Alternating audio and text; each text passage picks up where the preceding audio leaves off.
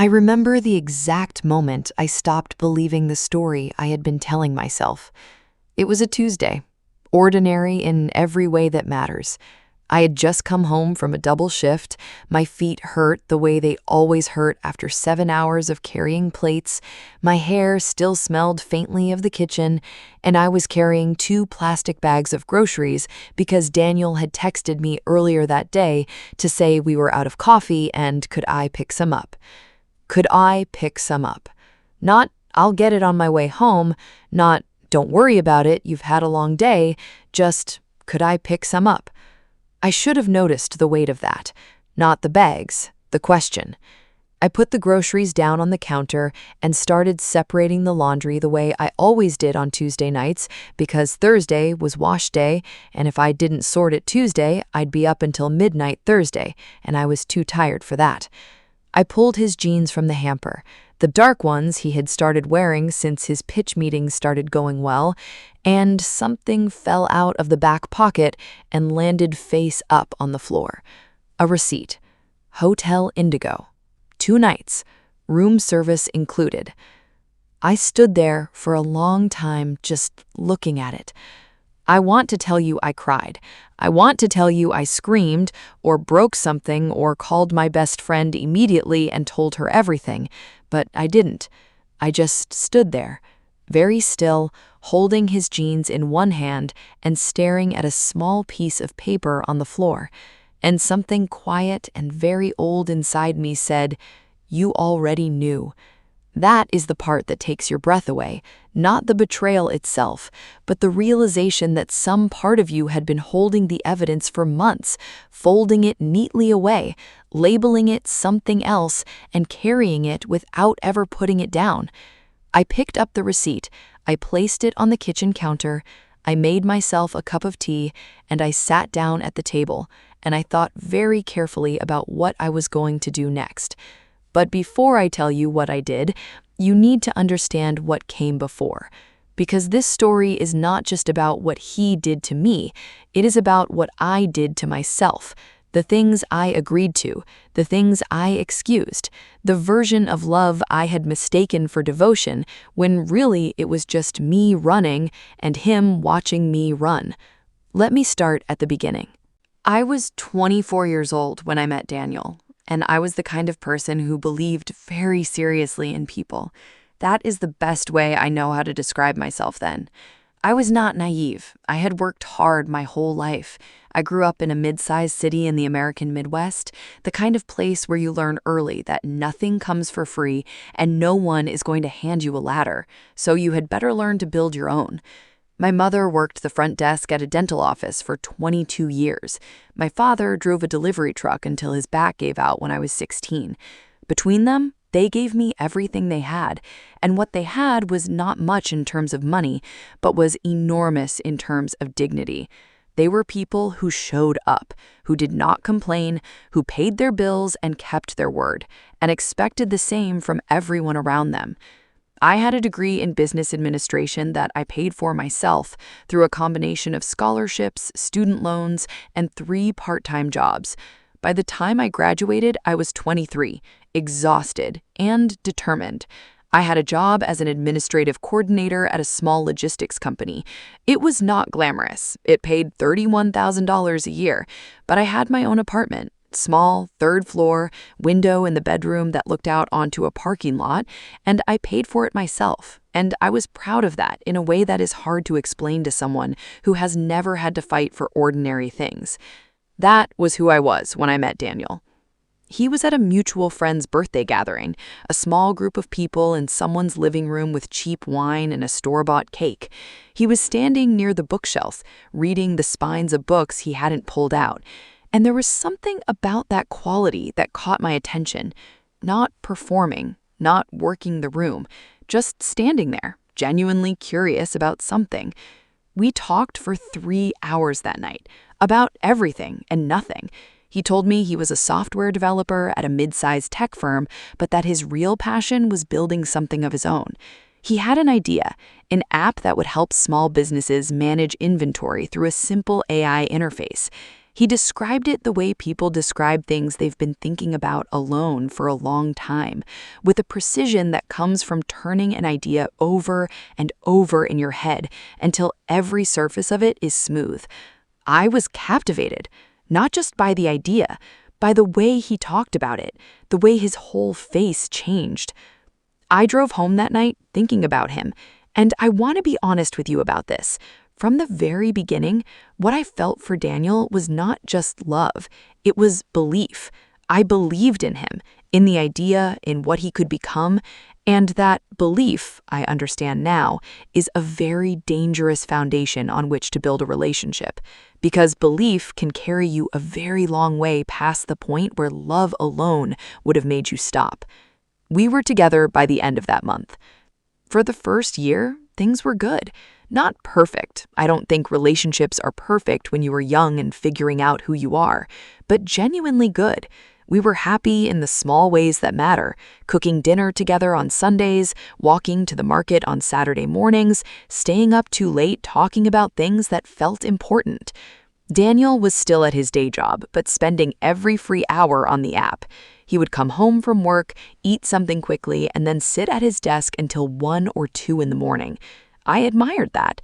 I had always respected people who worked towards something even when it was hard, and there was no guarantee. It reminded me of my parents. It reminded me of myself. But by the end of that first year, the shape of things began to shift. The app was progressing, but Daniel was becoming frustrated by his limitations. He needed better equipment. The laptop he'd been using was old and slow and kept crashing when he ran heavy development environments. He needed to take an advanced course in machine learning to build the AI component properly. He had found a co-working space downtown, a clean, quiet place with good internet and other startup people, and the membership was $300 a month. He brought it up carefully one evening, not asking exactly, more presenting the facts and waiting to see what I would do with them. I said yes to all of it. The laptop, $1,200, the course, $600, the co-working membership starting that month. I told myself it was an investment, and I meant that genuinely. I had looked at the idea with the same analytical mind I used at work, and I believed it had real potential. I was not throwing money into a hole. I was betting on something I believed in. What I didn't examine carefully enough was this. He did not offer to pay it all back. He did not suggest a timeline or a structure. He received these things the way you receive gifts, with gratitude, yes, but without any particular weight, as if money moved from my account to his needs the way water moves toward lower ground, naturally, without friction, without ceremony. I filed that observation away without fully looking at it.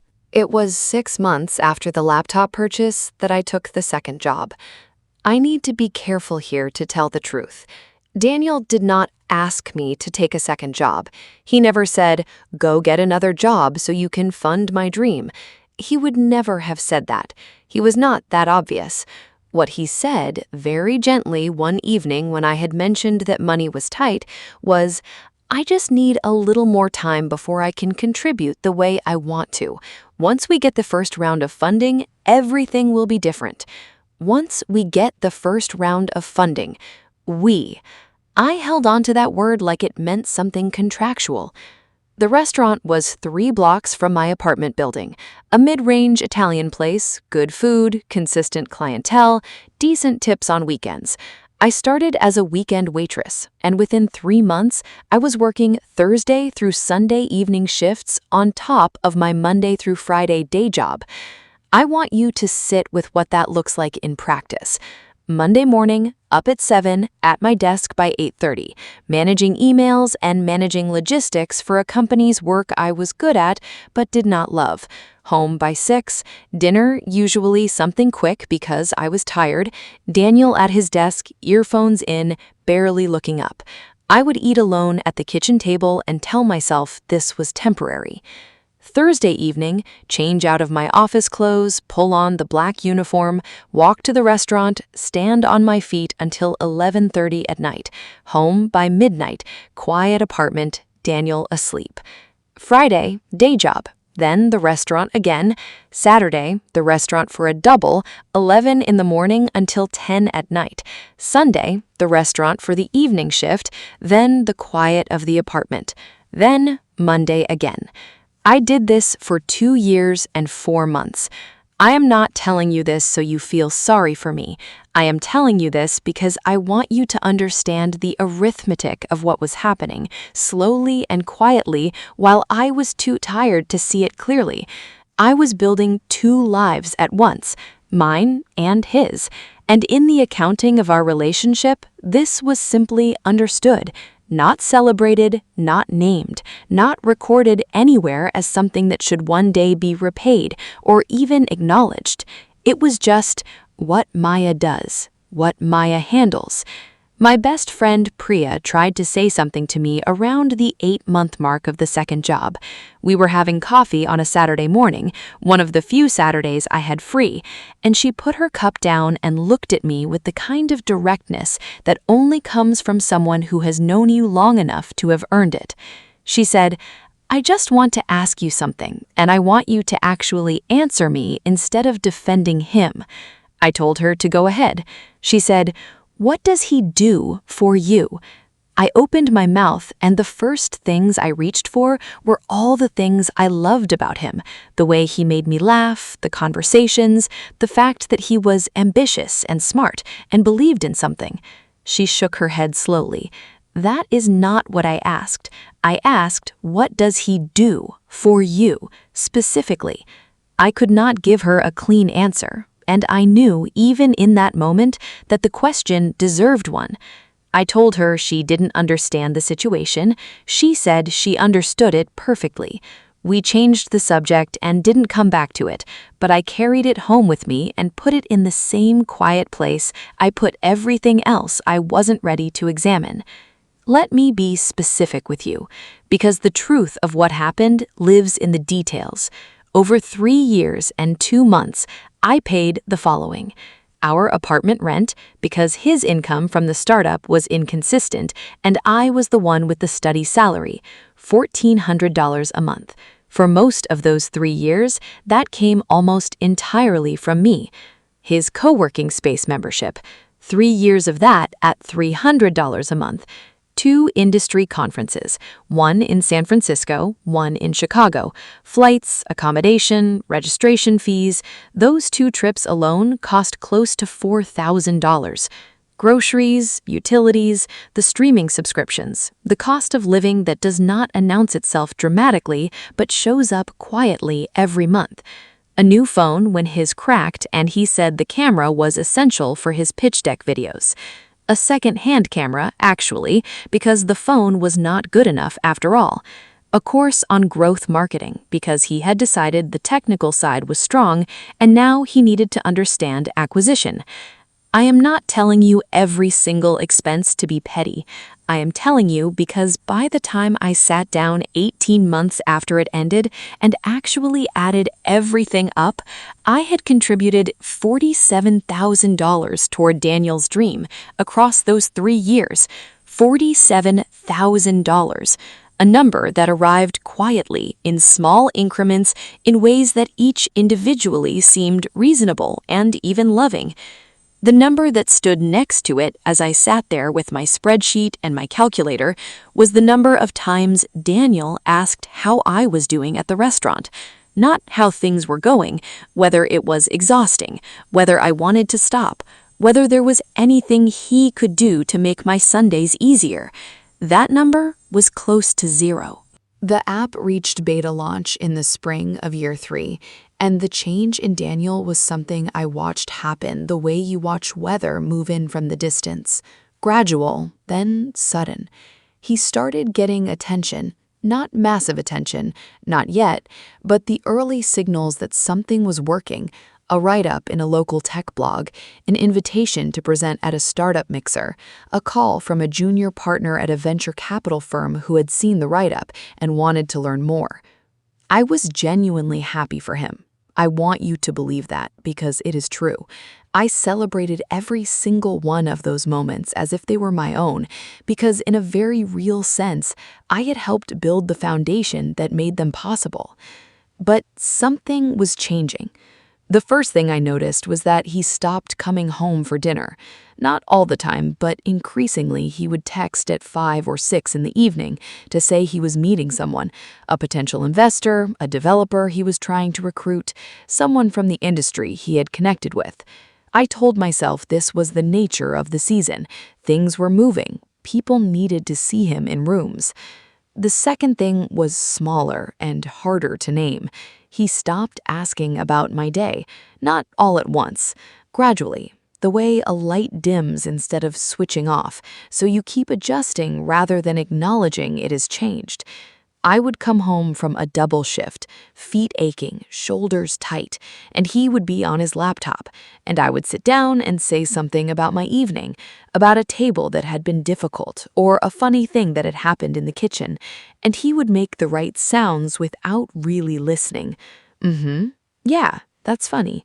And then he would go back to his screen. I told myself he was in a crucial phase, that once the funding came through and things stabilized, we would return to each other. I drew that picture in my mind so many times, it started to feel like a memory of something that had already happened. His friends changed, or not changed exactly, but expanded. And I was not part of the expansion. There were new people now, other startup founders, investors, people who moved in the world he was building toward. I met some of them at events, and they were perfectly pleasant, but there was a quality to those encounters that I did not examine honestly at the time. The way he introduced me, "This is Maya," and then a slight pause, as if the sentence was complete. Not, "This is Maya, she has been supporting me through all of this," just, "This is Maya." Like I was a fact about him with no particular context. The app launched properly in November. Within 10 days, it had 10,000 downloads. Within a month, 30,000. A journalist from a mid-sized tech publication reached out, then a larger one. Then the call from the venture capital firm became a meeting, then a second meeting, then, just before Christmas, a term sheet, seed funding, $800,000. I remember the night he told me. We went to dinner, a real dinner, a restaurant I had never been to, white tablecloths, the kind of place where the menu has no prices. He ordered a bottle of champagne, and when it came, he filled both our glasses, and he told me the number, and I started crying. He looked surprised by that, by how deeply I felt it. I think now that the depth of my emotion confused him, because for him, perhaps, that moment was simply the next step in a journey that had always been his. But for me, it was the destination I had been running toward for 3 years, the place I had pointed myself toward every Thursday night when I left the apartment in my uniform, every Saturday double shift, every Tuesday night sorting laundry, too tired to think about anything except getting through to the next morning. We celebrated. He was warm that night, present in the way he used to be, and I let myself believe that we had arrived somewhere, that the hard part was over, and the new chapter was beginning. I was wrong about that. The hard part was not over. It was only wearing a different face. The funding changed things in ways I had not anticipated. Suddenly, there was an office, a real one, a lease, employees, there were press obligations, there were events almost every week. His calendar, which used to be something I had loose visibility into, became something I could not read at all. He bought new clothes, not extravagant, but different, the kind of deliberate presentation that comes with understanding that you are now someone people look at. I still worked both jobs, the restaurant and the day job, because the funding was for the company, not for our shared life. He had not offered to help with the rent. Even now, I had not asked. The pattern of things was established, and I did not know how to disrupt it without it feeling like an accusation.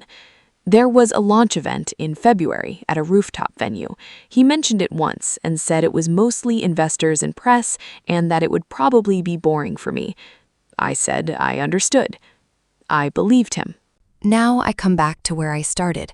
The Tuesday, the laundry, the receipt on the floor. Hotel Indigo. 2 nights. Room service included. I had not known about a trip. He had mentioned something about a quick overnight for a meeting, but one night, not two. And the dates were a Friday and Saturday, not weekdays. I stood at the kitchen counter for a long time with the receipt in my hand, and then I put it face down and I picked up my phone and I opened Instagram and I went to his story archive, something I had never particularly done before because I trusted him, or I had trained myself to behave as if I trusted him, and I scrolled back to that Friday. There he was. A rooftop. City lights behind him.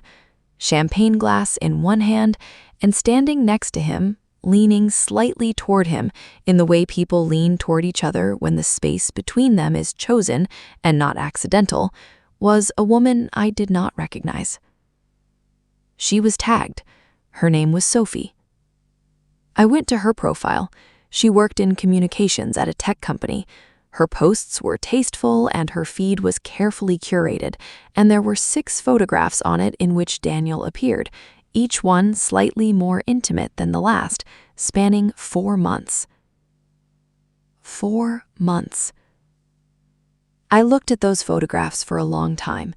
Then I put my phone face down on the counter next to the receipt, and I went to the window. I looked out at the parking lot, and I stood there until the feeling that was rising in my chest settled into something quieter and colder and more useful. I did not cry. I had been soft for so long. I had been the person who gave and absorbed and adjusted and explained away and kept going. I had run on love and belief and stubbornness until the tank was nearly empty. And now, standing at that window, I felt something in me that I had not felt in 3 years. I felt clear. What I did next is the part I am most proud of. I did nothing. For 2 weeks, I did nothing at all. I went to work, both jobs. I came home. I was pleasant. When Daniel was home, which was not often, I was exactly as I had always been. Not cold, not emotional, just present in the ordinary way that had become our baseline. I cooked dinner when it was my night to cook. I watched television on the couch. I went to bed. Inside, I was very busy. The first thing I did was open a bank account at a different bank, one Daniel had no connection to.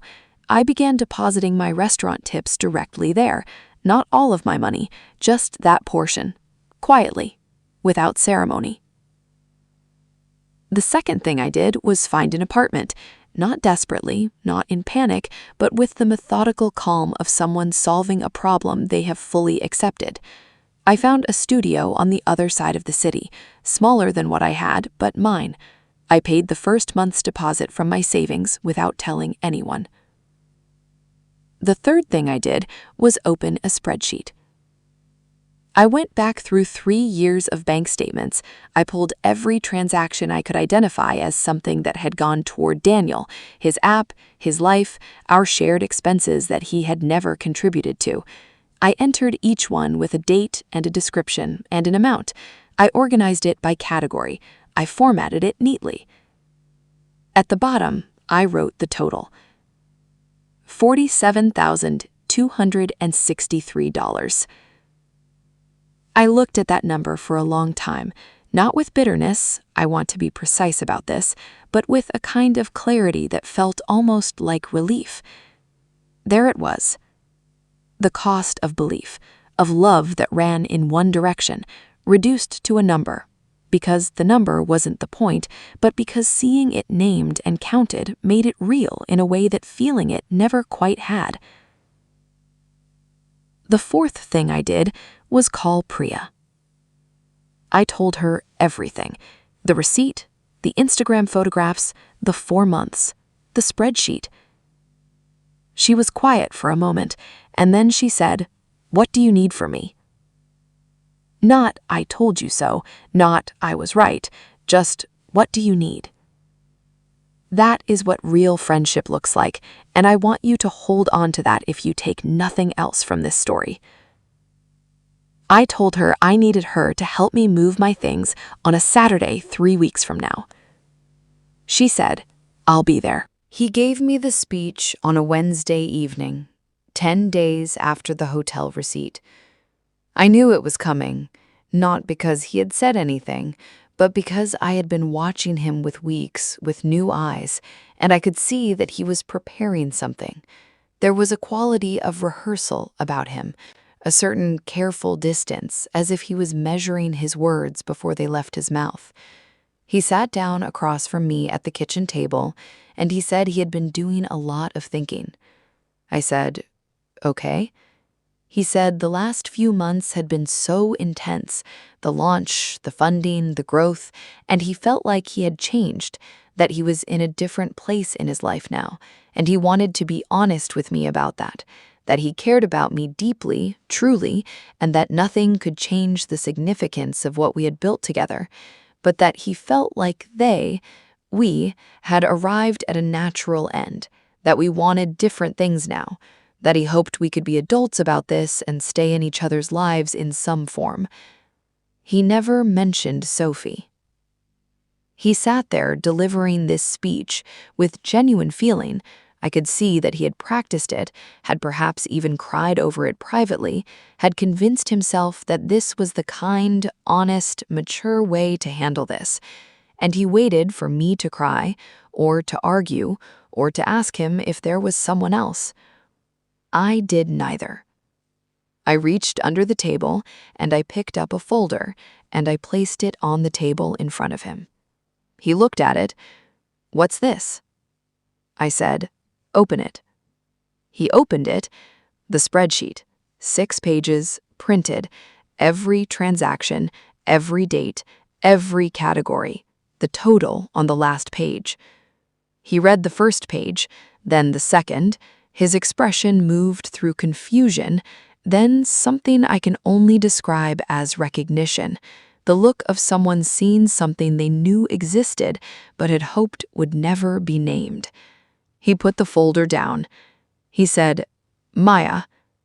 I said, "I'm not asking for it back." He stopped. I said, "I want you to understand something. You came here tonight to tell me we've grown apart, and you're right, we have, but not in the way you mean. I grew, and you left a long time ago. You just didn't bother to tell me." He started to say something about how that wasn't fair, about everything he had put into this too. I held up my hand. Not angry, just complete. I said, "I know you think love can't be measured. I agree with you, but effort can. Time can. And I spent 3 years giving both of those things to you, and the evidence of that is sitting right in front of you. I'm not showing it to you to collect a debt. I'm showing it to you so that you know, very clearly, what you cost and what I was worth, and that those two things were never in balance." He was quiet for a long time. Then he said quietly, "I'm sorry." I believed him, not because it changed anything, but because I could see it was true.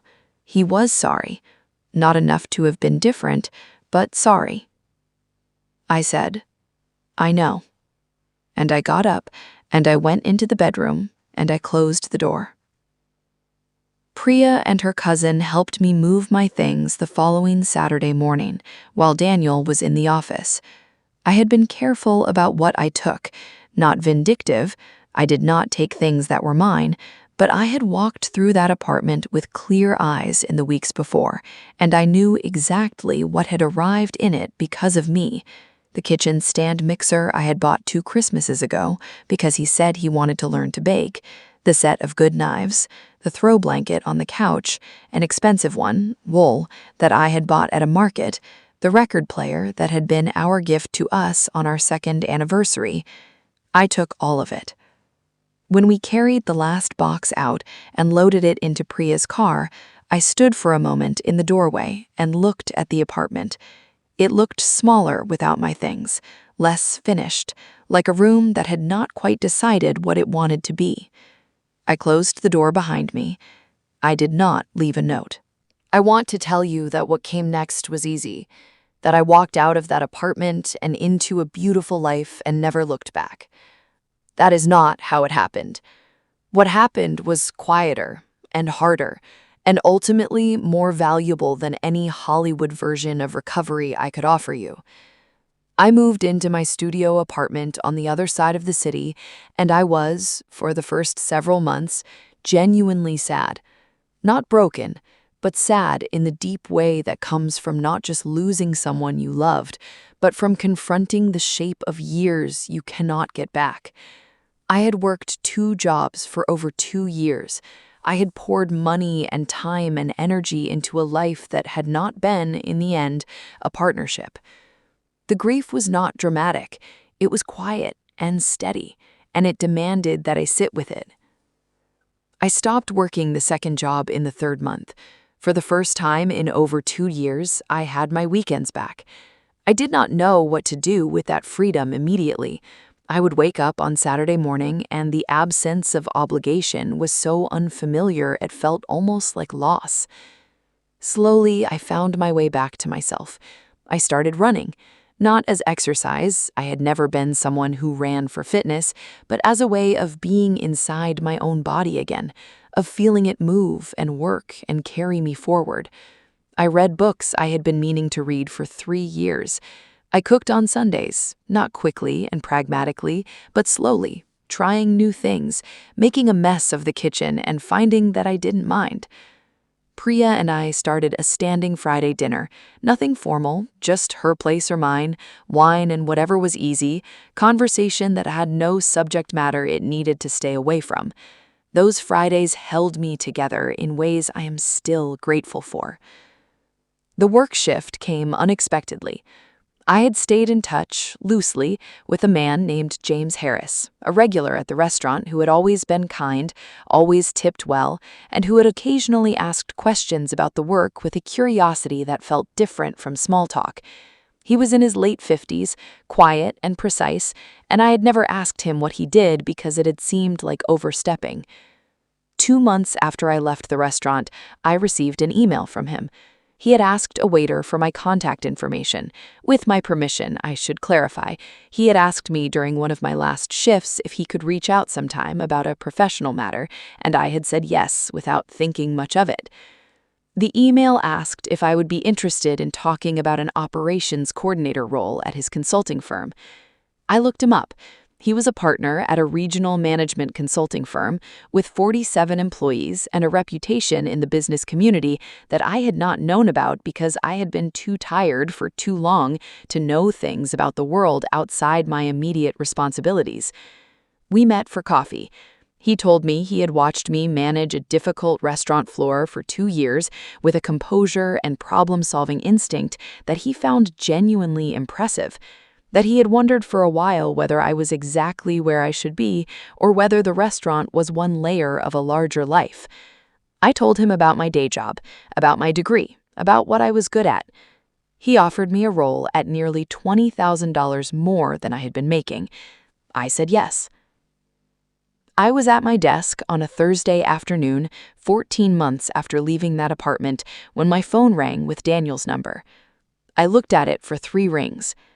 I want to be honest about what I felt in that moment. Not rage, not satisfaction, something quieter than either of those things. A mild curiosity, and underneath it, a settled knowledge of who I was now versus who I had been, and the distance between those 2 people.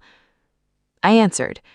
He said hello, and his voice had a quality I had not heard before, careful, slightly uncertain. He asked how I was doing. I said I was well. There was a pause, and then he told me the situation. The app was facing a legal challenge. A former developer was alleging that a core component of the AI architecture had been derived from his original code, submitted during a contract period without proper attribution or compensation. The investors had been notified. The funding was on hold pending review. He had been in meetings with lawyers for 3 weeks. He was telling me all of this, I understood, because I was the person, the only person, who had understood the technical side of the app from the beginning, who had listened to the architecture explained at kitchen tables and on long walks and over dinner plates cleared to one side to make room for his laptop. I had never been a developer, but I understood the shape of it, and he knew that. He was asking, carefully, without quite using the word, for my help. I listened to everything he said. I did not interrupt. When he finished, I was quiet for a moment. And then I said, "That sounds incredibly difficult. I'm sure you have good people around you." There was another pause. He said, "I was hoping maybe you could—" I said, "Daniel." He stopped. I said, "I genuinely hope it works out. I mean that. What you built is real, and I know how much it cost you. I hope you find a way through this." He said, "Thank you." I said, "Take care of yourself." And I hung up. I sat for a moment with the phone in my hand. Outside my office window, the city moved in its ordinary way. People walking, a bus, the light changing.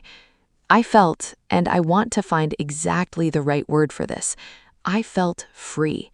Not because he was struggling and I was not with triumph, but with the deep, uncomplicated freedom that comes from knowing you owe someone nothing, that the account has been closed and the balance is zero, and what remains is simply your own life moving forward.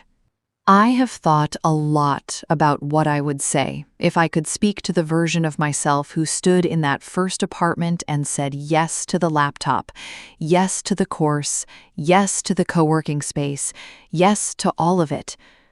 I would not tell her not to be generous. Generosity is not the problem. The world needs people who believe in other people's dreams. It needs people who show up. It needs the kind of love that does not flinch. What I would tell her is this: pay attention to whether the love flows in both directions. Not perfectly. Relationships are not ledgers, and I am not suggesting they should be. But there is a difference between imbalance and erasure, between a season where one person carries more and an entire relationship in which one person simply receives and moves toward the light.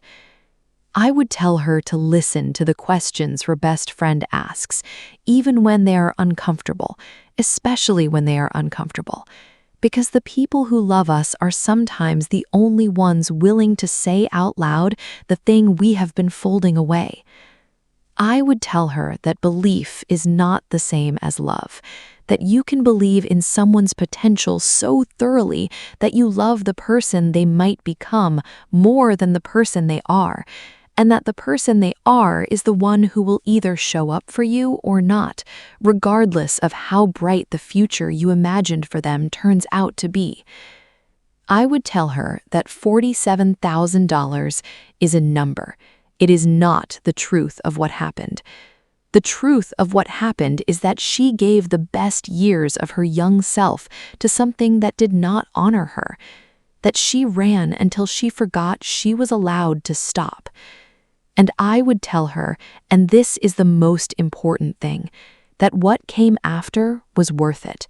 Not the betrayal, not the hotel receipt, not the speech at the kitchen table, but the apartment she chose for herself, the Friday dinners, the running, the job she earned, the quiet knowledge of her own worth that no one gave her and no one can take away. Some people mistake your silence for weakness. Let them. Your silence was just you gathering everything you needed to finally speak.